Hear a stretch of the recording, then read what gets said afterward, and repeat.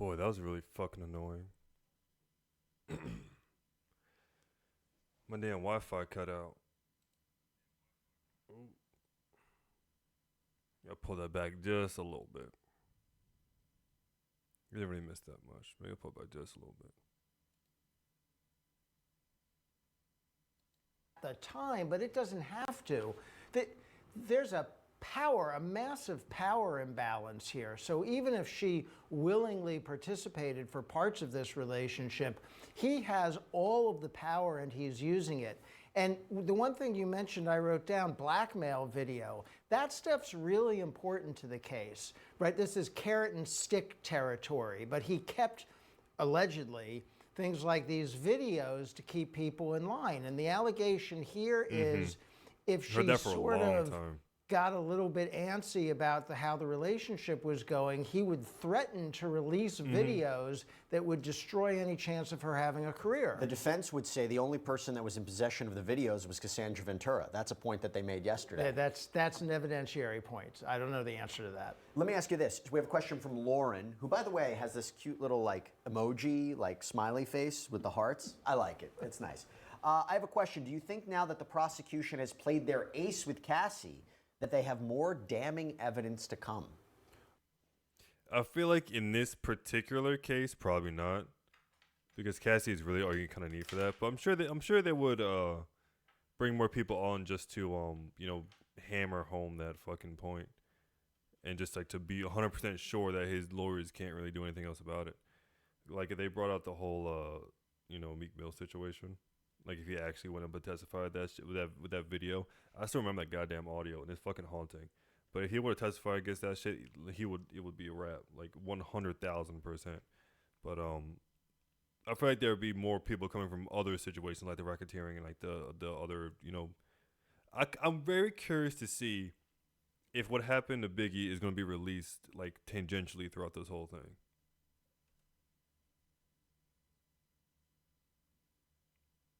If you don't play, I would expect so, because when you're prosecuting a case like this, you want to start strong. And I think some of the idea of putting her on in day 2 of this trial is to start strong. They put on a little corroborating testimony first, right, from from this dancer, escort, whatever you want to call him, and now it's like you want to destroy his character, and then get to the bigger, or not, I'm not going to try to compare him, but the other things, right? So he has no room for sympathy for the jurors. A really, really smart strategy. They have her, the security guard, and they get to show the video, that horrible video, and now she testifies. But it can't be the prosecution's plan to try this case that now they're just going to wind their way through some other inconsequential witnesses. I mean, they have 2 more victims, as I understand it. Well, let's talk about this. The practical reality is, A, they need to get her on the stand before she gives birth, okay? Well, that's true, too. That's true. Good point. Yeah, because victim 3 is nowhere to be found, so they may have to make sure that victim 1 is still available. But also, I agree that they started very strong with corroborating evidence before they brought her on. Who the fuck is victim 2 then? When she filed... Wait, why are we jumping from 1 to 3? Who is 2? Her lawsuit in November of 2023 made these wild allegations. I think people said, how do we know this is true or not? As soon as that video was released by CNN, the whole game changed, because people not only believed that particular incident in the complaint, they believed overall all the allegations that she made, and it seems the prosecution is doing just that. Now, it's interesting thinking about this. By the way, I'm going to give more updates about her testimony. So right now, Ventura said, I thought we were monogamous. The prosecutor asked, was it made public? No, I was his artist, also his family, his children, meaning their relationship wasn't public yet. Who was linked to him publicly? Kim Porter, Miss Ventura responds. How did Sean treat you at this time? We had fun. So a lot of this is talking about the beginnings of their relationship, and she has to concede some points, right? She can't just say, it was a disaster at the very beginning. I hated him from the very beginning. I was under a distress from the very beginning. There has to be an aspect to it where she explains, no, I started this relationship. I was young. I was excited, but then it devolved, right? In order to to be credible on the stand about the story, I think. Right. I agree with that. And also to acknowledge that there were benefits to her of being in this relationship. It would, at least in theory, help her career. It would get her to meet people that she otherwise wouldn't have been able to meet. So all of that is true. There's nothing wrong with her conceding that, because none of that justifies being dragged down a hallway and beaten. Exactly. And by the way, we jumped on here on air immediately as soon as we found out that Cassandra Ventura was officially taking the stand. And one thing that makes Law and Crime a little bit different than other outlets like that is our viewers. Not only do we value our viewers, but we are making content right now purely for our viewers on YouTube.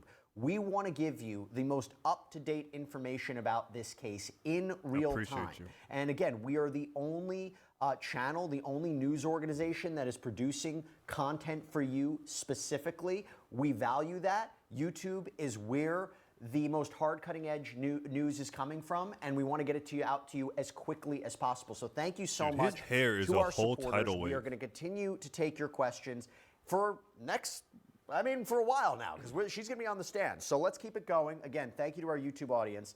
Jane, are there any more witnesses to Cassie getting attacked by Diddy apart from the bodyguard?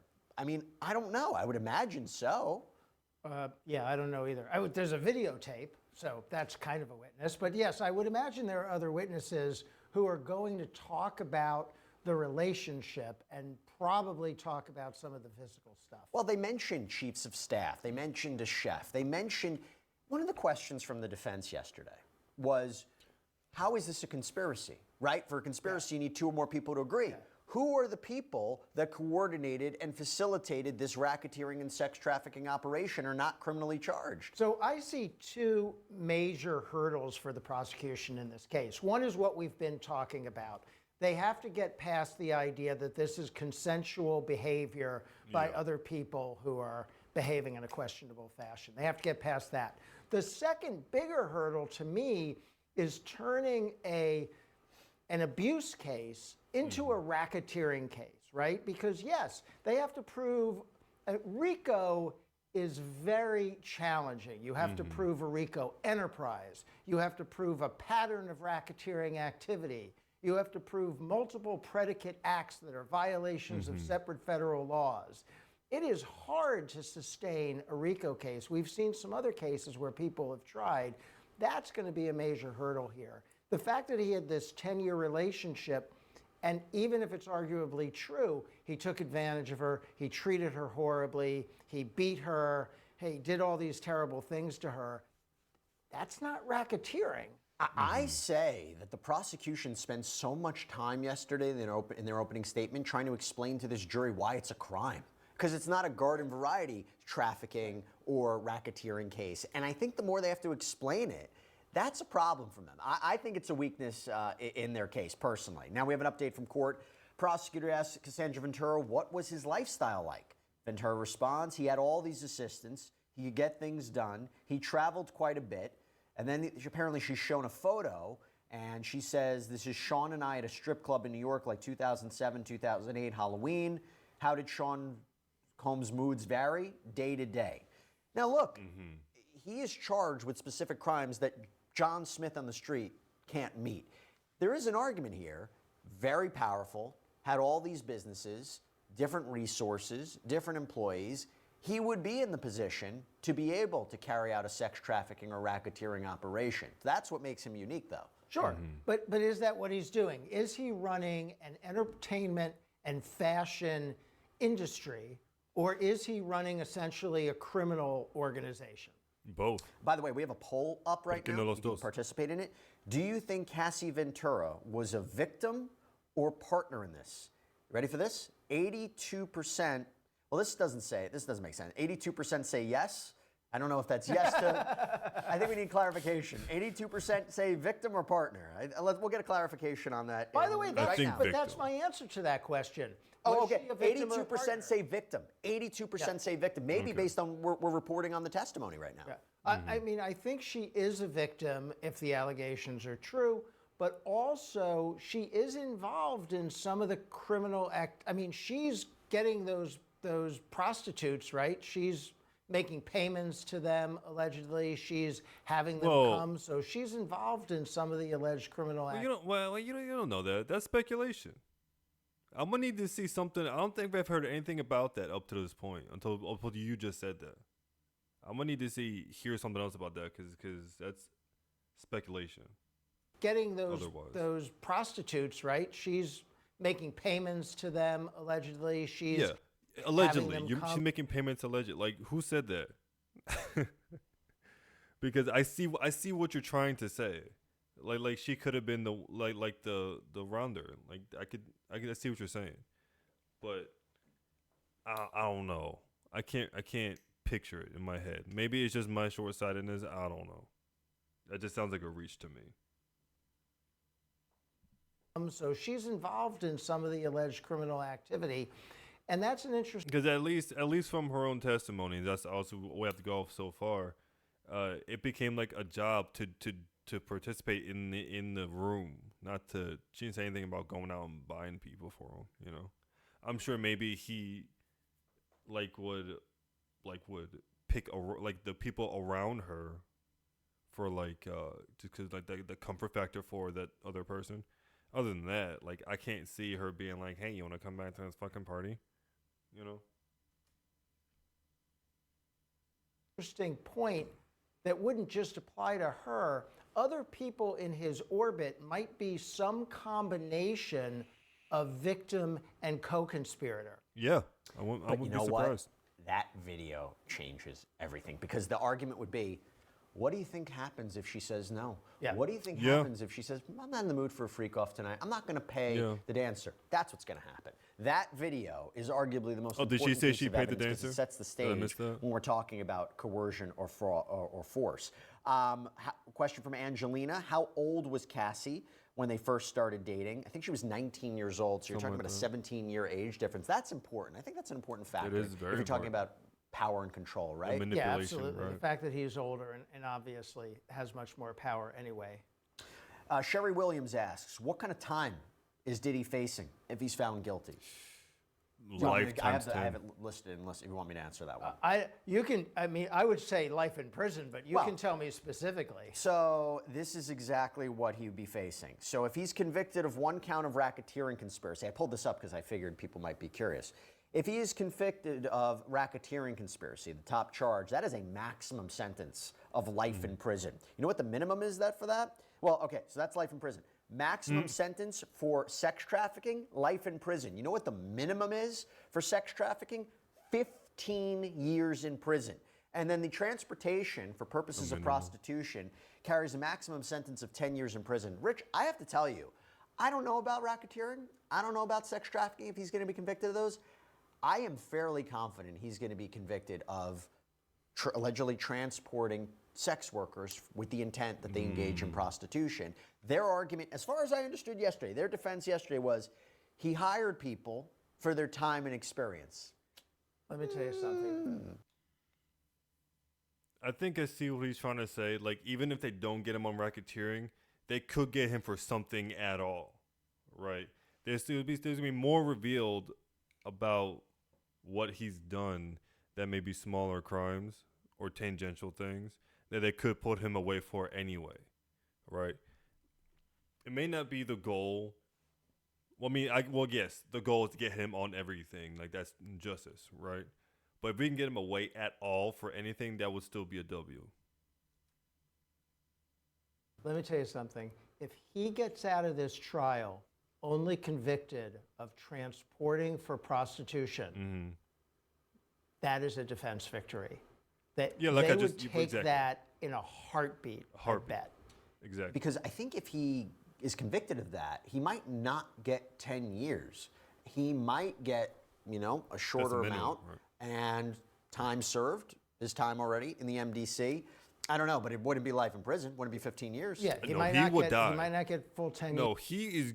If he's not put in like the most maximum security prison for however long, even if he gets a half an hour in prison, listen, he needs to be put in the most secure, isolated cell there has ever been.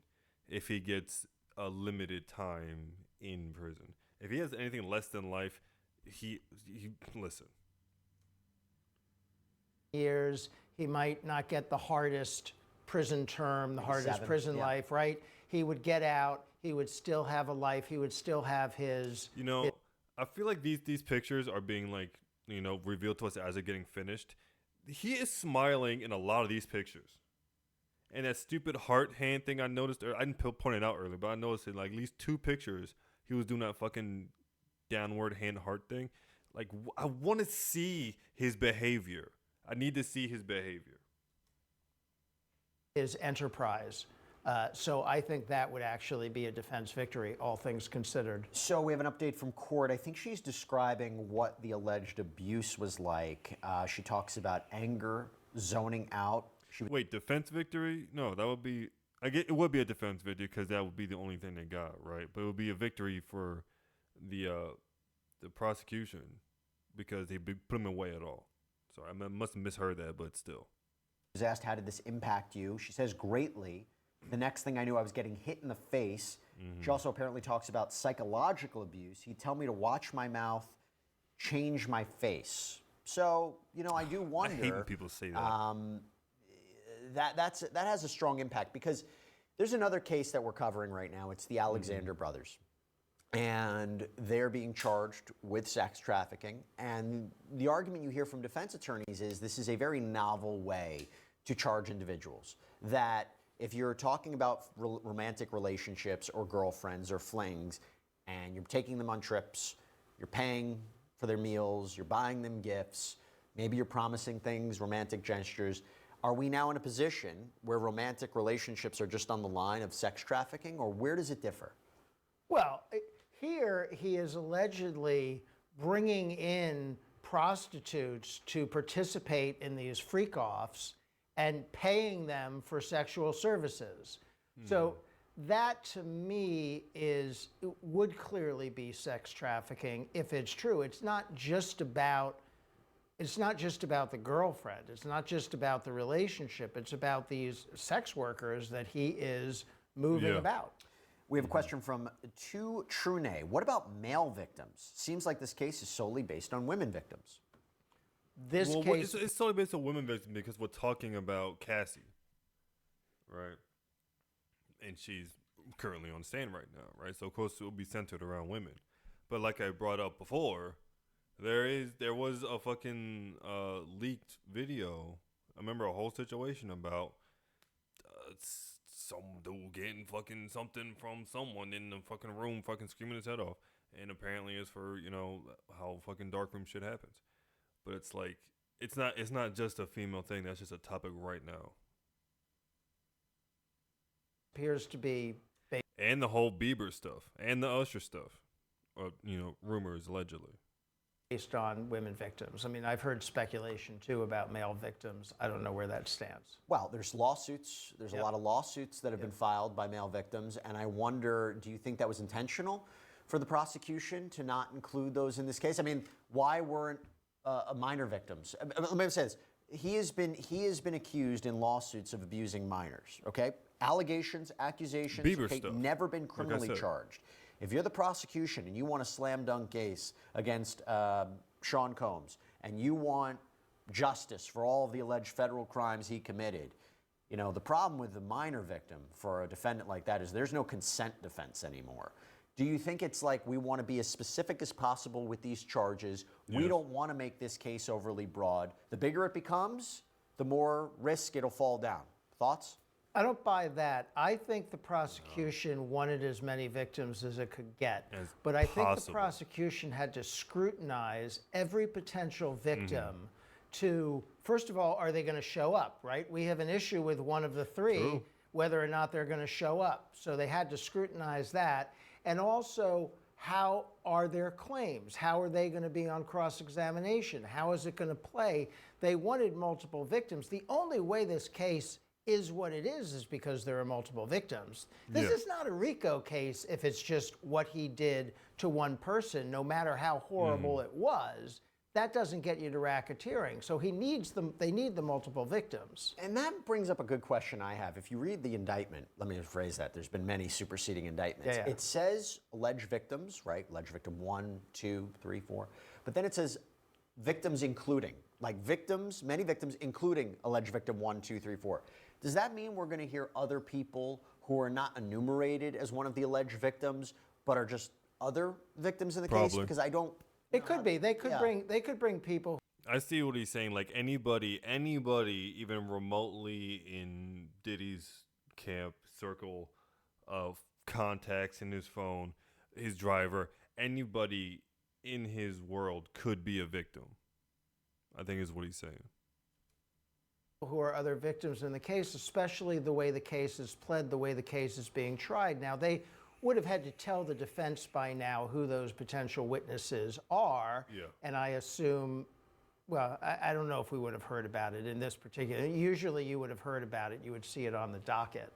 But I don't know. So talking about this alleged criminal enterprise and how, based on the opening statement from yesterday, he didn't just have staff who were helping him commit the crimes, but also covering them up. Just now, an update from court. Prosecutor asked Cassie Ventura, how would he keep tabs on you? To which she apparently responds, he didn't live far apart. We didn't live far apart. He'd send security to come find me or a trusted assistant. Like who? David James, Christina Coram, who we all know has been a central figure in this case. Maybe not the criminal case, but she's come up in lawsuits before. The prosecutor asks her, was your relationship exclusive? Ventura replies, no. If she's naming names like David James or Christina Coram, do they have to testify, you think?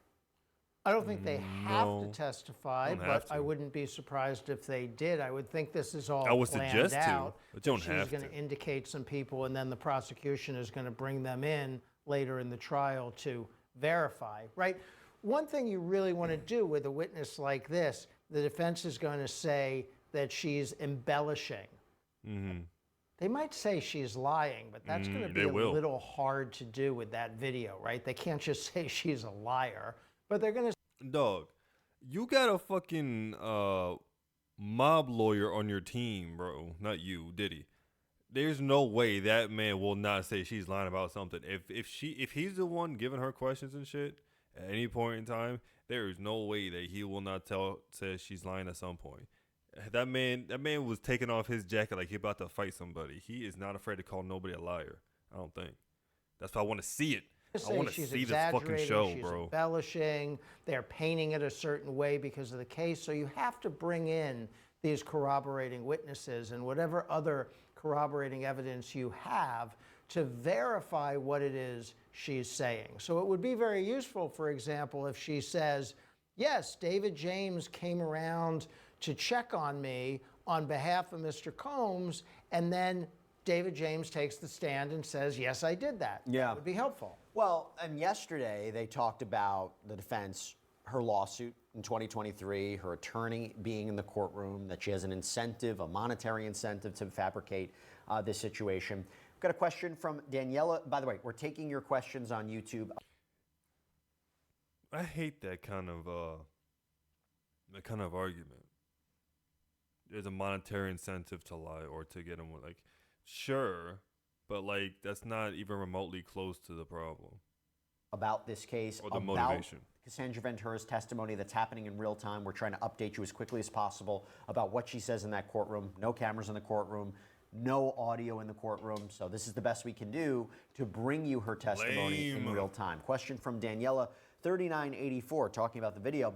What version of the hotel video was played in the courtroom? Was it the sped up version? Now, I believe it was portions of the surveillance video, not the CNN video, and cell phone video that was taken by the security guard who testified, Israel Flores. He had apparently taken a cell phone video of the surveillance footage to show his wife, but that became a big pretrial issue about what the jury was going to see. Yeah.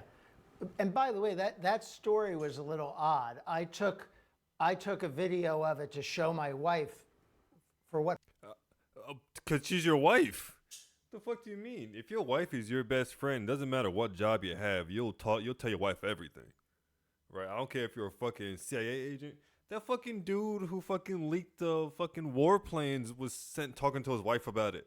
What do you mean? I'd take it home to show my wife? Yeah. I would. Yo, babe, guess what happened at work today? Like, don't tell nobody, but this motherfucker did this shit. It was crazy. Be like, oh my God, babe, I know that's shit's so wild. Shit, but don't tell nobody, 'cause I'ma die.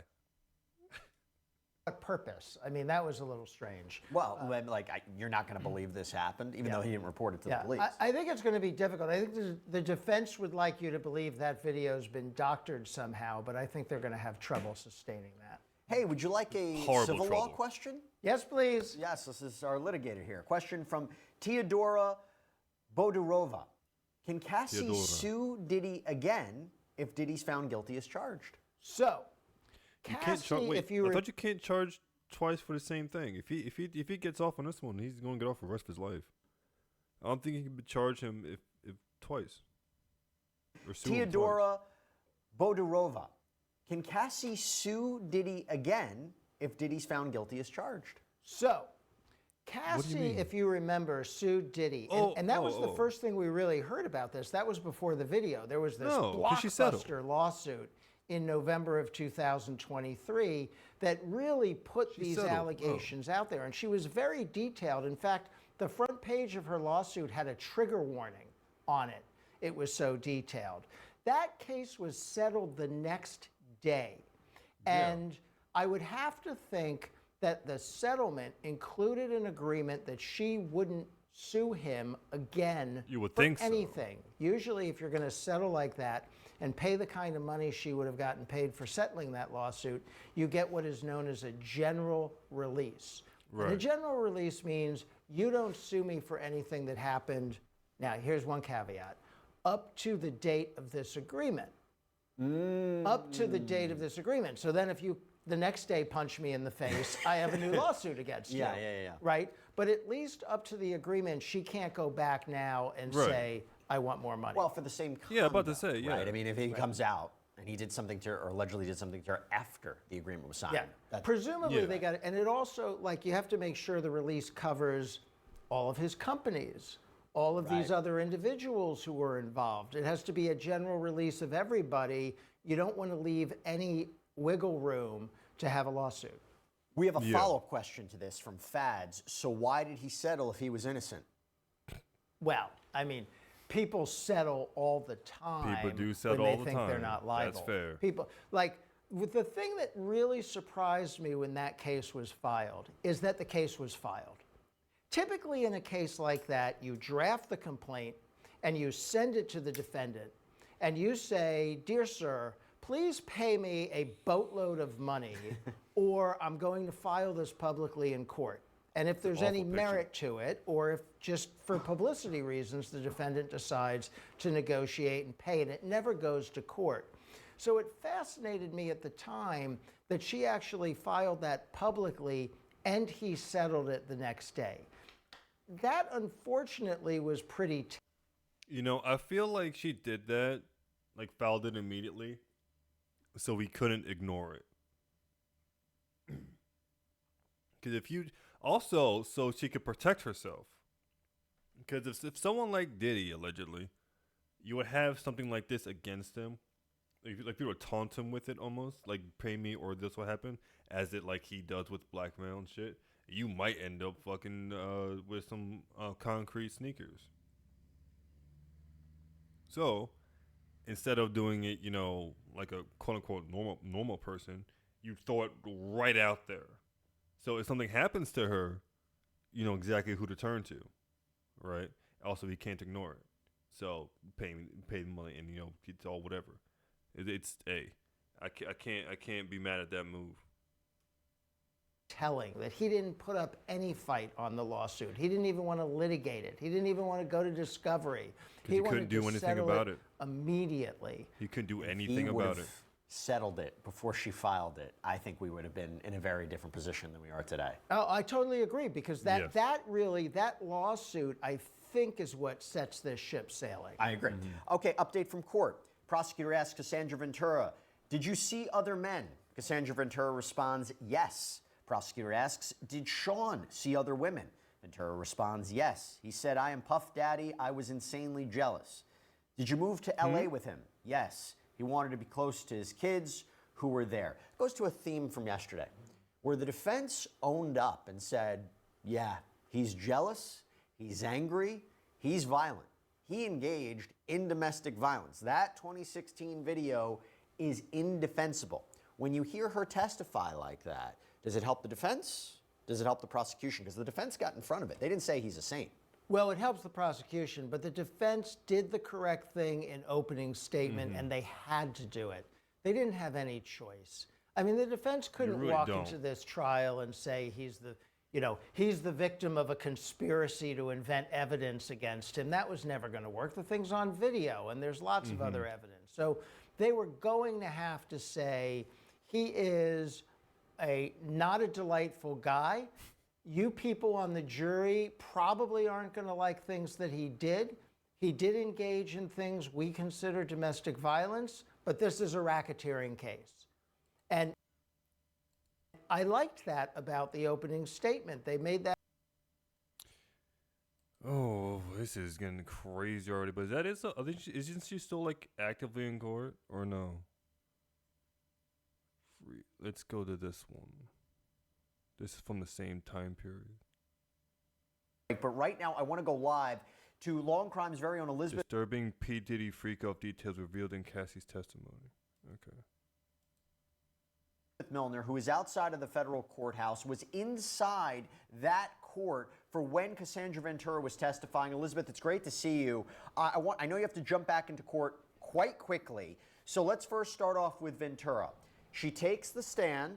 How did she appear? What are some of the highlights of her testimony? And most importantly, how is the jury responding to her testimony? Yeah, well, Jesse, when she had first kind of entered the courtroom, can't necessarily describe it as a tense moment necessarily, but I can only imagine what was kind of going through everybody's minds. You have Diddy's children on one side, his family on one side. You have Diddy, who was looking at Cassie as the moment that she walked inside that courtroom today. She was wearing a long brown dress. She is very, very much so, appears to be in her third trimester of her pregnancy. I want to see the and so she kind of expression walked in his very eyes. quietly and very slowly up to the witness stand, took the swore the oath and that type of sort, and then sat down for the prosecution's questioning. And as far as who her support was inside that courtroom, that included her brother, what we presume to be her mother, as well as even her husband, Alex Fine. And he was kind of the topic of some of these arguments outside of the presence of the jury, mainly about just some testimony that they're expected to happen, especially later on today or even possibly tomorrow, because she is expected to be on the stand for a while. But as far as when she got onto the stand, she was very soft-spoken when she was answering ASA Emily Johnson's question. We've been following this case from the beginning, from the moment that she had filed that federal lawsuit that was just very shocking, a very bombshell lawsuit that we all know was settled the following day. But as far as just kind of comparing the allegations to her witness testimony, it was kind of a difference in the sense that we had only seen her allegations through words, through paper, through court filings and that sort. But, when she got on the stand, it's now, for jurors in their minds, they're putting a voice and they're putting a person to, a name finally. They're seeing just from her side of the view, just kind of her relationship with Diddy. Much of the testimony was very foundational. When did she meet Diddy? How long before, the two engaged in sexual intercourse? As well as, she was briefly asked about the CNN video, and she did confirm that she was leaving a freak off when the vicious beating kind of happened. As far as just some other big highlights, we were shown a lot of photos of her and Sean, as she refers to him in court, as well as her friends. We saw a photo of him being Diddy, Kim Porter, another friend, and Cassie all at the 2006 BET Awards. We saw a photo of Diddy with Cassie, Does another he have friend, no good pictures? and another potential witness to this case, all sitting on a couch. We had seen photos of their trip to Miami. We saw photos of them at a strip club together here in New York City in 2007. For Halloween, she had spoken about just, her time working as an artist for Bad Boy, and just that pretty much, some of these allegations situation she had talked about in her lawsuit, but also that Diddy controlled a lot of aspects of her recording career. You know, she signed a 10-album deal. However, she only put out one album plus a mixtape. A lot of the songs that she had even recorded had one just gone album? either, you know, unreleased or they were leaked and that type of sort. And so some of those were like kind That's of the big surprising. highlights, I would say. They were kind of touching base on who all else kind of played a role in, as far as, you know, security. She had named people like D-Rock and Bounds and Uncle Paulie and Malik. As far as assistants, we heard one of the big names being Christina Coram, as well as David James, Neil Dominic. And so that was kind of touching base a little bit as far as, you know, how Diddy's staff kind of interacted with her. But for the most part, another eye-opening point was just that, you know, Diddy had security around him 24/7. But she also had said that, you know, sometimes the security's job was to kind of check on her and make sure that she was doing what she was supposed to, essentially. That, you know, if she wasn't answering the phone when Diddy had called, that he would send his security to go and find her. And so, you know, as far as just some of the Wow. testimony, I'm sure we'll get into more details as far as kind of, you know, the freak offs and that type of those types of allegations. But, you know, it really did start off pretty foundational. And I was pretty surprised at, you know, how composed she was keeping it all while on the stand. Again, she was very soft-spoken, but she answered the questions directly. If there was something that she was confused about or wanted Emily Johnson to rephrase or just to ask again, she was open about that. You know, there were very brief moments of laughter, but that was just because, you know, it was nothing that had to do with any of those graphic allegations or anything like that. But it was just, you know, pretty much she was asked, like, why didn't you release more albums? And she's like, is that a question for me? And then there was a little chuckle, but for the most part, it was very much a serious tone. A lot of eyes were on Cassie. A lot of eyes were also on Diddy's children when they were talking, you know, for example, about Kim Porter and just how that relationship had ended while Cassie was starting her relationship with Diddy. And so we got to kind of see finally for a while now, because it's almost been 2 years since she had filed her lawsuit at this point, that we kind of got to see her explain her own view from her own mouth, as opposed to us seeing these allegations in like lawsuits and that type of sort. So I have two questions for you. One, how is the jury responding to her testimony and more of the graphic points of her testimony? But also, what was Diddy doing? What was Sean Combs doing? Was he looking at her? Was she looking at him at any points? So again, what was the jury's reaction and what was the reaction between Diddy and Cassie? Well, let me tell you, it was a very packed courtroom, so it was really hard to kind of see all the jurors and their faces. But from the little view that I got of just seeing these jurors, they were listening intently, like they have been even since yesterday, taking notes, kind of watching back and forth, both, you know, the prosecution asked their questions and then going over and kind of looking at the witness, that being Cassie, while on the stand. Now, as far as Diddy goes, he was watching very intently. Like, let me tell you something. He is very much so participating in his defense. He is jotting notes down. He's passing these notes, because we do know when the cross-examination comes down, it's going to be Ana Maria Esteval who's going to be doing that line of questioning once the defense does get to the cross of Cassie's testimony. But as far as Diddy goes, he definitely kept his eyes on Cassie for the most duration while she was on the stand, which I can only imagine was felt intimidating on her end, possibly. I'm obviously not in her mind, so I don't know that 100% or anything like that. But I as could far as tell you if I Cassie could looking fucking back see in it. Diddy's direction, even when she had gotten off the stand, you know, she didn't look at him once. She just walked immediately outside through the gallery, didn't look at him, didn't look at his children. There was no type of like soft smile, none of that. I think, you know, even she might not have noticed her husband was right there in the courtroom too, but she kept laser focused, got out of the door, and then that's when everybody else kind of left the courtroom for lunch break. Pretty surreal, to say the least. Let me ask you this. At the beginning of the day, we kind of got a sense of what's going to happen next. Everybody's been talking about the freak-off tapes or these sex tapes and how they're going to be visible in the courtroom, whether or not the gallery is going to see these tapes. I imagine when she's going to have to talk about these tapes, she's going to have to view these tapes. What was the discussion earlier this morning regarding the tapes, how a witness will be questioned about the tapes, and whether or not anybody in the gallery will ultimately see them? Yeah, so there was a lot of concerns about these exhibits, mainly more so, I guess, from us on the press ends portion, just seeing that these photos were sexually explicit and very graphic in nature. The government. Listen, I know y'all just jotting this shit down. That's the longest neck I've ever. Oh, and there's another one. Holy shit, she got some long neck motherfuckers up in here. Plan to show some of these images because they, according to the government, were 6 still images. They were nude images of victims that were sexually explicit, but the government kind of came up with a solution that, they would provide headphones to the jurors, so that way, we wouldn't hear any type of audio of, these exhibits that were going to be portrayed. The government wanted to keep these. I mean, that's completely fair, because even that leaked audio that I was talking about that I keep fucking not being able to forget, that shit is haunting. I still can't forget about that shit. And I feel like it's going to come up again. And I'm like, oh my God, I hate it. But at the same time, it's necessary. This material out of public. Tyree! Did her mad dirty, bro. When'd you get in here, bro? This shit is fucking crazy. I am so mad. I'm so mad I can't see these fucking people. I need to see the look in Diddy's eyes, bro. I need to see how fucking Cassie carries herself. This is crazy. I'm so mad. Record, the defense, meanwhile, says it's pretty much adult pornography, and so that's when we kind of started connecting the dots that these were, videos and images of, these freak-offs that the government is kind of talking about that's central to their case. The defense says it's a privacy issue, and they question what us in the press would pretty much do with these types of images. And you know what? We have a right to kind of talk about them, especially not in a salacious manner or anything like that. I don't think that was any of our intents on. Like, listen, we can be mature about this.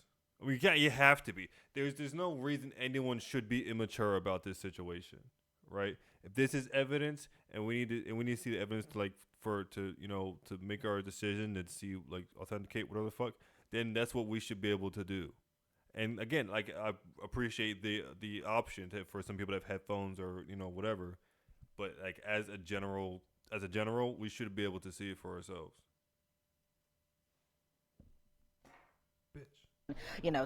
Being in the courtroom while these images were played or anything like that. But apparently it seems like, a point for the defense that, they were just wondering what the press would do about it, especially with so many eyes on this case. And so, they wanted to address this issue. That's the what they would media do. did have a response through a lawyer. Thing is, you don't have to do anything. If it's anything even remotely close to the hallway video, it speaks for itself. You don't have to do shit. Just put it out. There's nothing you need to do to any of these videos. I bet you. Maybe just a little bit of censoring, blurring here or there. But in general, no narrative needs to be spun about these fucking videos. Not 100% sure what outlet they were with, but the media's response was pretty much that the press needs to see these. The testimony isn't necessarily suitable for these images because, the big question is, was this consensual or was this coerced? And so the media lawyer, offered maybe just the pool reporters to see these types of images, so that way there would at least be some media in the room, so that way we could report about this. Isn't it grooming? From the media's response, they completely objected to total sealment of these images and says that it's a First Amendment issue. And so this is going to be taken up probably at a later time, possibly when we all come back from the lunch break, just to kind of get a better picture of it. But it seems like, from both parties that they're kind of fearful about these images getting out. But on our side, we have a right to report on what's going on. I mean, look at just the media campouts just behind me. A lot of people have interest in this, not just for salacious headlines or anything like that, but because this is a very high profile and criminal case. And of course, we will respectfully report on it if we are able to see these images. Real quick, Elizabeth, I want to get you back in that courtroom. 30 seconds. If you could just explain what the scene is like today.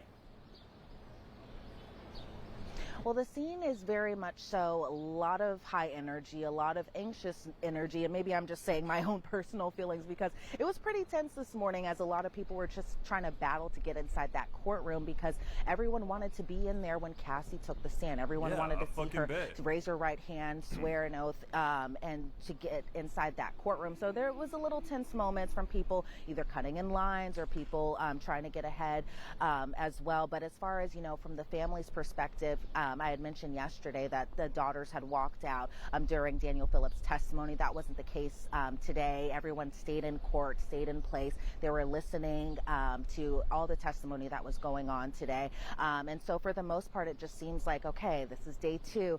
A lot of people are just wanting to know more information. What are we going to be getting out of this case? Is this a criminal case, or is this, very much so possibly a domestic violence case, as the defense is trying to kind of paint it out. But as far as the mood inside that courtroom, it's very tense, I will say, mainly because a lot of people just have their eyes on this very important testimony from one of the biggest witnesses and one of the biggest players inside this case today. Elizabeth Milner, thank you so much for being our eyes and our ears about what's happened in that courtroom. No cameras, no audio equipment, but we got Elizabeth, and she does a fantastic job. Thank you so much. And I know you have to head back into court. Thanks, Elizabeth. Thanks. Thank you. All right, so we're going to continue to take your questions. I am here once again with trial attorney Rich Schoenstein. So, Rich, you heard that description, okay?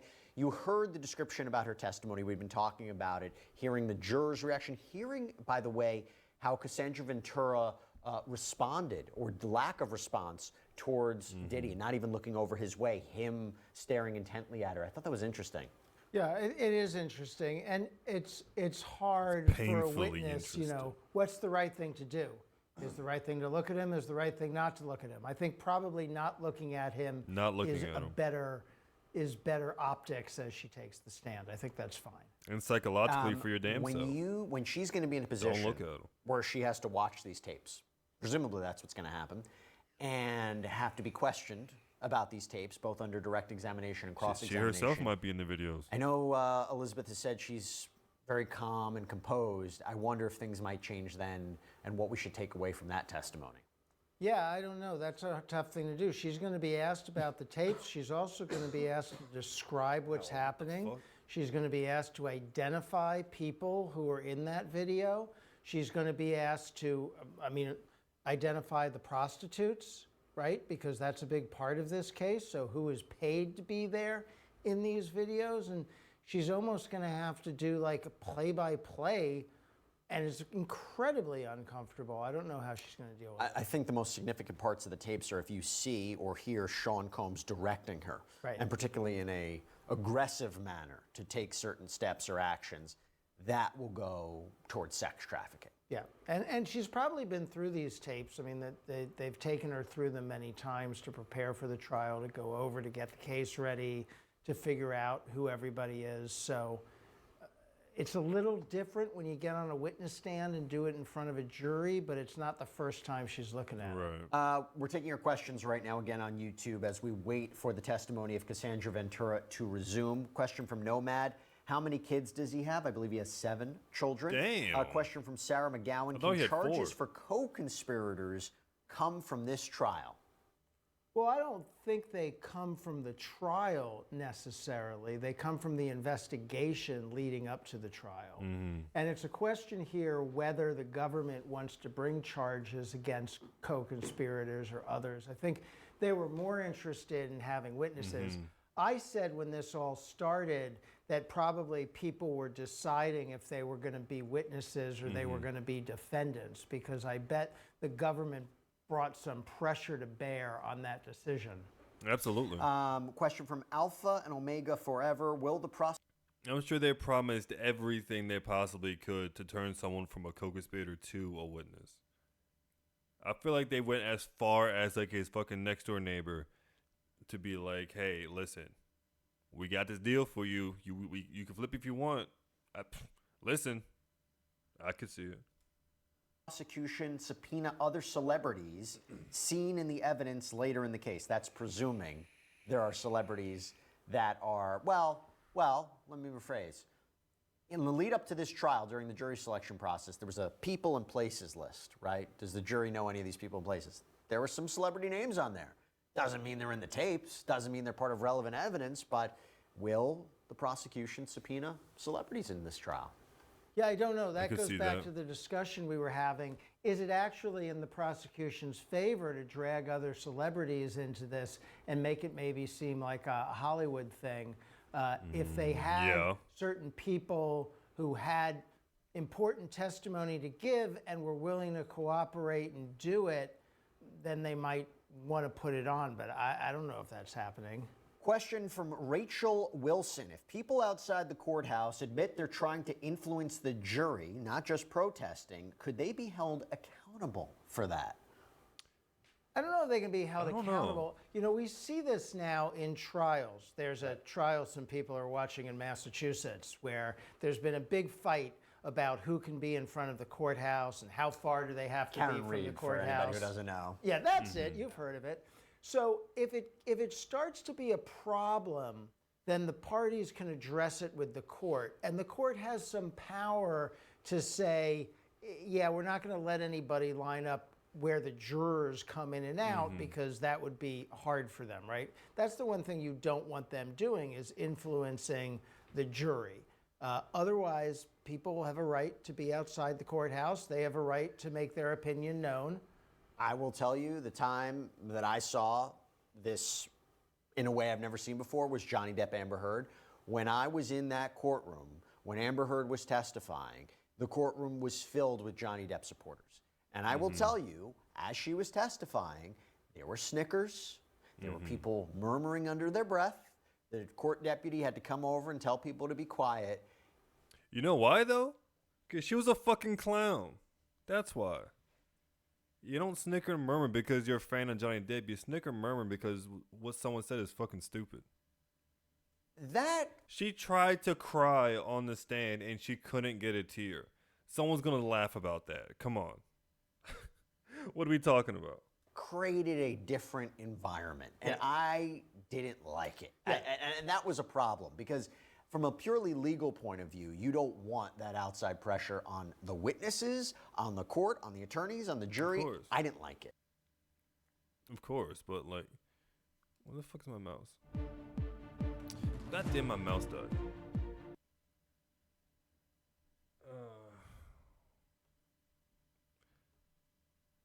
As I speak right I need now, to see- Cassandra Ventura has taken the stand. Now, unfortunately, in this 2 case, hours ago? in a Oh, federal God. case, there are no cameras.